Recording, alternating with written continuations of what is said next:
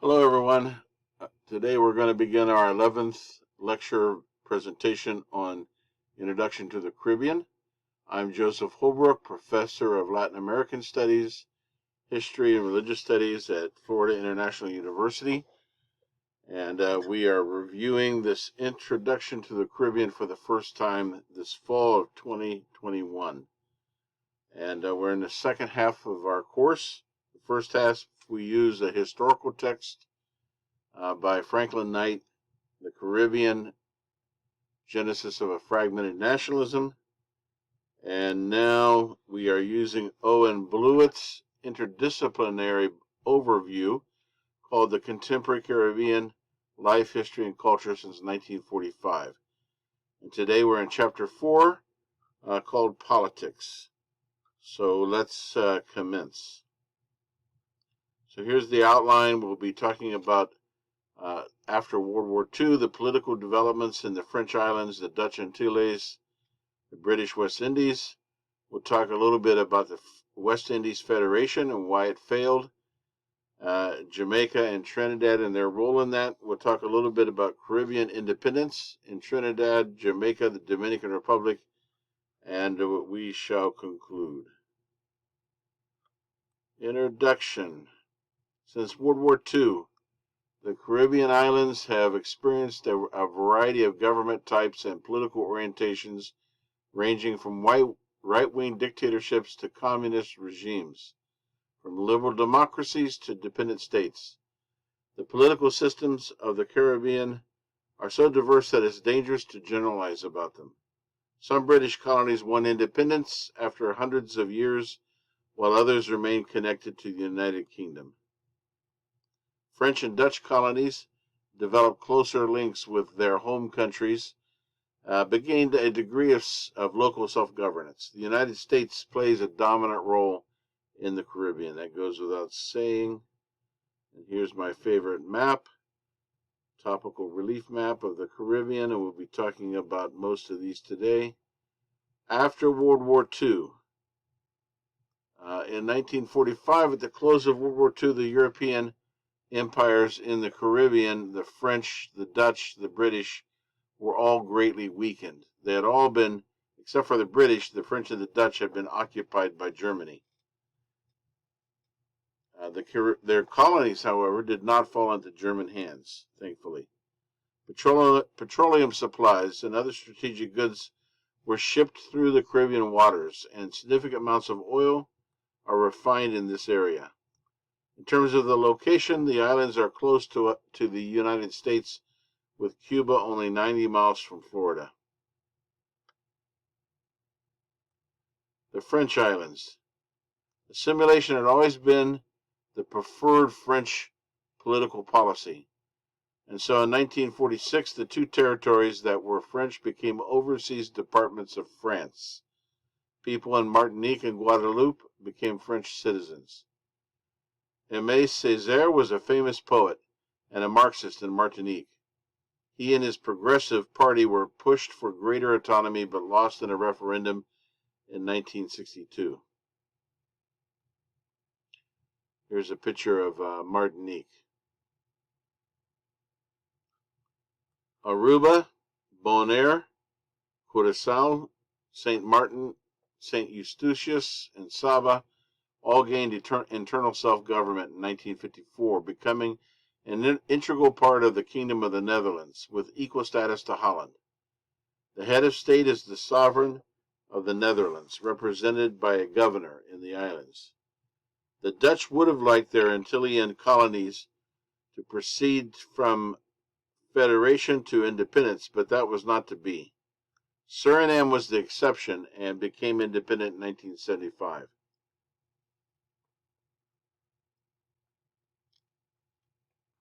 Here's a picture of the beach in Aruba. I guess they're famous for their flamingos. We don't see many of those in South Florida these days. And a picture of the island of Aruba with its capital city. And here's a lovely picture of Curaçao. Very colorful buildings. The British Islands. At the end of World War II, in terms of numbers of islands, the British had a significant presence in the Caribbean. Empire postage stamps of many islands, including Jamaica, Trinidad, Barbados, displayed the crown of the British monarch. 60 years later, in 2006, 10 former British colonies have now become independent, and island stamps depict local flowers, birds, and symbols of national pride. These 10 countries that have become independent are Antigua, Barbuda, the Bahamas, Barbados, Grenada, Jamaica, St. Kitts and Nevis, St. Lucia, and the Grenadines. Trinidad and Tobago are all sovereign states with membership in the United Nations. And here's the intended flag of the West Indies Federation, which was a dream that did not come to pass successfully. In 1958, on the road to decolonization, the British Colonial Office experimented with a proposal to link its Caribbean colonies in the West Indies Federation with the founding participation of Jamaica, Barbados, and Trinidad as 3 of the key countries to form the core. It was hoped that later British Guyana and British Honduras, which is today known as Belize, would also join. The intended capital was to be Port of Spain in Trinidad, which did not make the Jamaicans very happy. Jamaicans had a much higher population than Trinidad, and they felt like they should be the location of the capital. Grantley Adams of Barbados was elected as the first Prime Minister of the Federation. It's usually suggested by historians that the West Indies Federation was doomed from the start.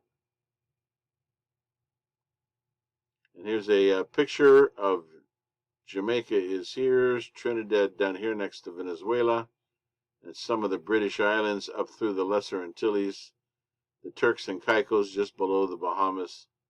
You can see that would be a challenge, being that far spread out and surrounded by water, so dependent upon flights or shipping in order to communicate. It was problematic. In theory, the West Indies Federation had some good points and was aimed at assisting the small, economically vulnerable islands make the transition to independent status in a larger, more efficient unit of government. In practice, the islands had little experience working together and a lot of vocal island nationalism. The islands were unable to agree on a customs union, for example. Some islands wanted free movement of labor from island to island. Others opposed internal migration within the islands.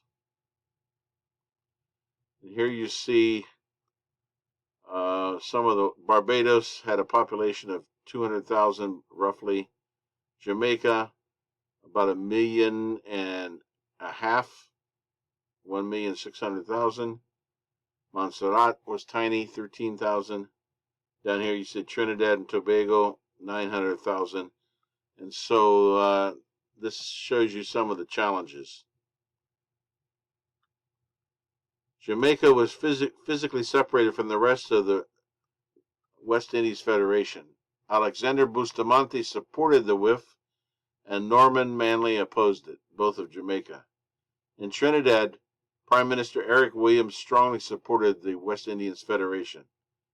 He is an excellent historian, by the way. I'm reading 2 of his books right now on the Caribbean, Eric Williams. Jamaica withdrew in 1961 after a referendum of Jamaicans turned it down. Trinidad opted out in 1962, and the West Indies Federation dissolved. Jamaica and Trinidad became independent that same year, and Barbados followed in 1966. And here's a picture of one of the meetings of the West Indies Federation it looks like with the Queen. One of the few and most significant developments associated with the West Indies Federation was the creation of the University of the West Indies. This was a collaborative system of higher education with the major campuses located in Jamaica, Trinidad, and Barbados. The institution helps build a sense of unity and is a powerhouse of academic talent and energy. And here's the campus, University of West Indies. Anglo-Caribbean independence nevertheless did come in the 1960s primarily. Like the original 13 mainland American colonies, many islands in the Anglo-Caribbean, notably Barbados and Jamaica, had a history of representative government. Trinidad, on the other hand, acquired by Britain from Spain in the Napoleonic Wars, was given crown colony government but not an elected assembly. That was in 1797, if I'm not mistaken. With the exception of Barbados, crown colony government involving direct British rule through appointed officials became the norm in most islands. The shift from elected to appointed representatives began in Jamaica following the Morant, I think I'm pronouncing that right, Morant Bay Uprising in 1865. It was a hostile protest by black peasants facing economic hardship. This was after the end of slavery. They had appealed to the Queen to reduce some taxes, and the British government responded in a very arrogant way, which led them to protest. Governor Eyre put down the rebellion with several hundred summary executions and floggings. Criticism followed, especially concerning the execution of George William Gordon, a Baptist and a middle-class mulatto, elected member of the Assembly. Governor Eyre was eventually dismissed and the Crown Colony government installed. So full independence began to come in the 1960s. During the 1950s and 1960s, Jamaica, Trinidad, Tobago, and Barbados gained internal self-government and then won full independence. All except the Republic of Trinidad and Tobago have Elizabeth II as the head of state. The Queen is represented by a Governor General appointed on the advice of the local Prime Minister. The 1968 Rodney Riots. I started to say if many of you may remember, but I guess you wouldn't. I do remember. I was a junior in high school in 1968, and there were riots and anti-war protests in the United States, in Mexico City, in Paris, around the world. There was a huge upheaval of youth counterculture in 1968, and this also happened in Jamaica. Jamaica University students were radicalized by the Black Power sentiment, and they marched against the administration's decision to ban an activist, Professor Dr. Walter Rodney, from returning to Jamaica after attending a conference in Canada. Walter Rodney was a Guyanese historian. He's written a number of books on Africa, and he was an activist, Black Power activist. Rodney's most famous book was How Europeans Underdeveloped Africa. After 3 deaths and destruction of property, the Jamaican military was sent in to restore order. Riots also broke out in Curaçao in 1969 and Trinidad in 1970. So this was something that was going around globally in the late 1960s. There's a picture of Walter Rodney. He was assassinated with a bomb in Georgetown, Guyana in 1980. He was a friend of C.L.R. James, who was also a Trinidadian historian who wrote one of our books that we will read a couple chapters from, called The Black Jacobins, Toussaint Louverture and the Haitian Revolution. This brings us to Michael Manley, who was a key leader in Jamaica. He led the People's National Party, the PNP, and they won elections in Jamaica in 1972, 1976. He was a charismatic leader and engaging intellectual, opposed to colonialism, capitalism, and imperialism. He also was a friend of the Wailers. I just went blank. The musician. I'm sorry, I shouldn't have improvised. He tried to follow an independent economic policy with a strong anti-imperialist bent and became a spokesman for the Third World issues. Manley espoused democratic socialism and wanted to steer a middle way between reliance on Western capitalism and Soviet communism while maintaining democratic structures. Bob Marley. I got it. Bob Marley. He was a friend of Bob Marley, and Bob Marley and the Wailers played at a rally for him, I think in 1972. Some business and banks were nationalized and land reform began. Manley was friendly with Fidel Castro, who visited Jamaica in 1977, making the United States annoyed and nervous. Grenada. Sir Eric Gairy superintended Grenada's independence in 1974. That's him in the upper left. He exercised personal rule with mass support using patron-client linkages. I think that's called patrimonialism. Then a paramilitary group, the Green Beasts and the Mongoose Gang, a secret police, carried out repression, and in 1979, a leading opposition group, the New Jewel Movement, seized power in a bloodless coup and established the People's Revolutionary Government, headed by Maurice Bishop, and Bernard Couillard was the Minister of Finance. You see there on the left, in the middle, you see Maurice Bishop standing with Fidel Castro. So Sir Eric Gairy was upended and replaced by a more radical socialist group, the New Jewel Movement, led by Maurice Bishop. And this is where the story gets a little crazy.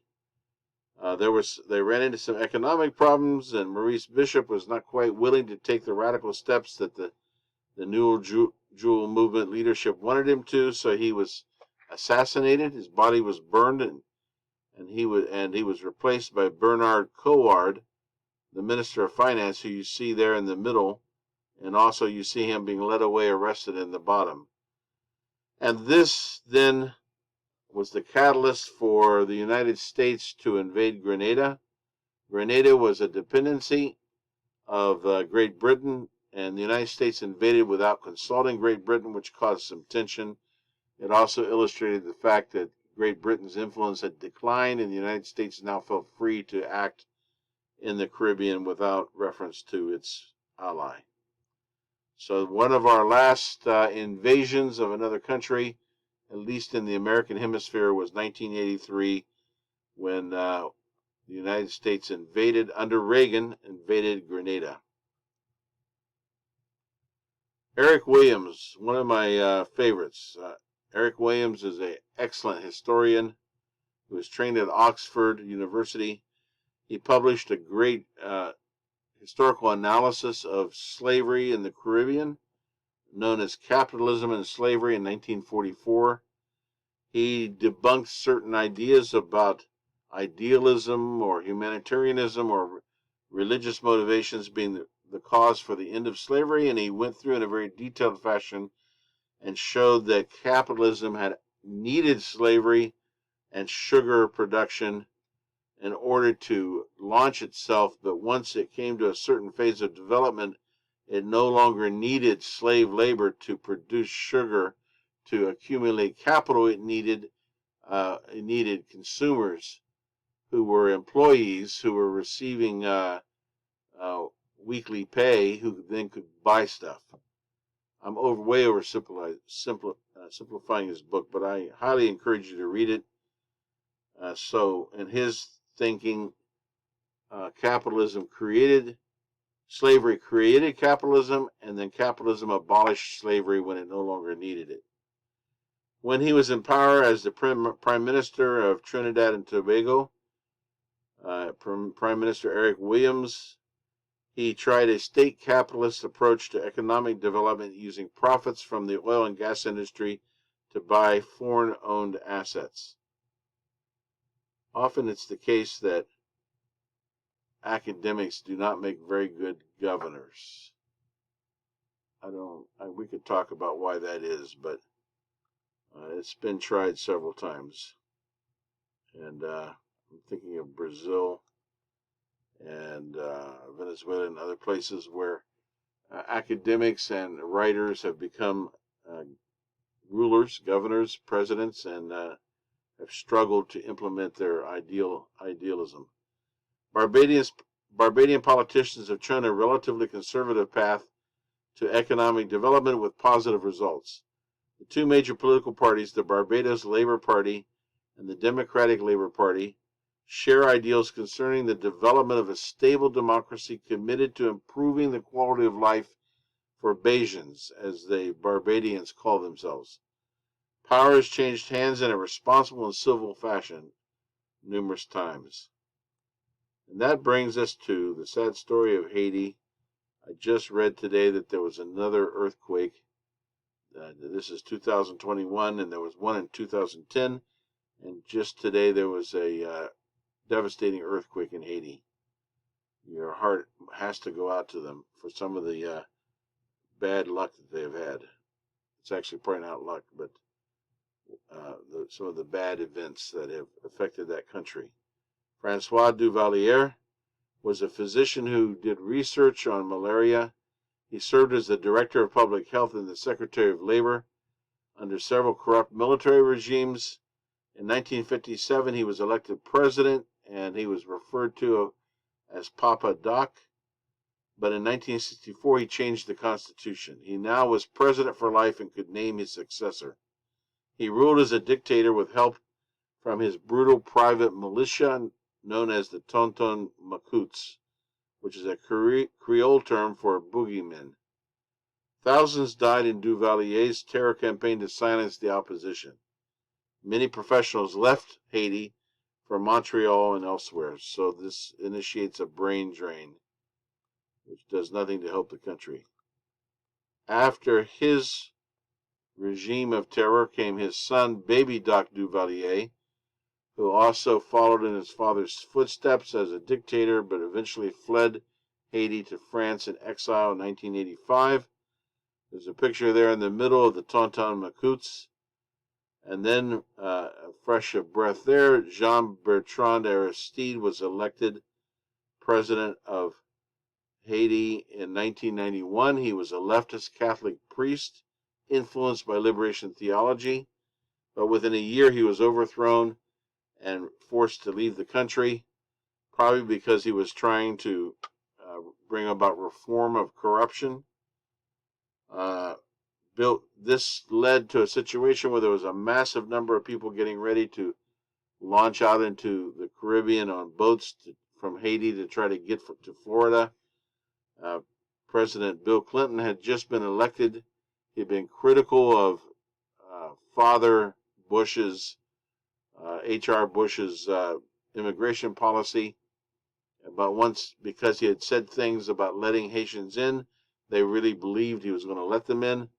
And so rather than have a flood of hundreds of thousands of Haitians, some of them dying in the ocean trying to get to the United States, Bill Clinton organized an invasion of Haiti in order to restore Jean-Bertrand Aristide to power. This is the one and only time the United States is invaded. Some people may dispute me on this, but according to some sources that I've read, this is the only time the United States is invaded in order to actually restore democracy. Most of the time the United States is invaded, in the Caribbean at least, or Central America, it's been for business reasons, to protect the United Fruit Company or other things, and it's led to a decline of democracy. The Dominican Republic. This shares the same island with Haiti. This is the eastern two-thirds of the Hispaniola. It's a sharp contrast between Haiti and the Dominican Republic. The DR has been stable and democratic in recent years. The system is modeled after the United States. The presidential term is 4 years, but the president may not repeat consecutive terms. There was a U.S. invasion of the Dominican Republic in 1965 under President Lyndon Johnson. This was in the aftermath of the assassination of dictator Rafael Trujillo in 1961. Left-leaning Juan Bosch was elected president, but there was a coup against him to oust him, and that led to violence. So in 1965, the United States sent troops to the DR to stop the violence. They held new elections in 1966. Joaquin Balaguer was the winner of the new elections. He was a sympathizer with Rafael Trujillo, the dictator. The United States intervened to put an end to violence that resulted from the assassination of Trujillo and a coup against Juan Bosch. So the conclusion is that a lot of countries in the Caribbean region are democratic with orderly transfers of power. Political dialogue and criticism is allowed in most of the islands. Haiti has struggled. Cuba lacks free speech and a free press. The United States' attention has shifted from fear about the spread of communism to concern about illegal drugs and migration. Many in the Caribbean feel their quality of life is not improving, and external pressure from the United States, from the International Monetary Fund, and from the World Bank to tighten economic policy is blamed for hard times. People want jobs and an end to the depressed economic conditions. Sometimes investment by major corporations in tourism can create jobs in construction and the service sector. However, cheap, subsidized agricultural produce from the North America and the European Union often results in curtailment and failure of the local agriculture. So they can't really compete. So that's all today on the political aspects of the Caribbean. Next week, we're going to talk about the economics of the Caribbean. That'll be fun. All right. Take care. We will continue. We've got about 3 more of these lectures before we close out.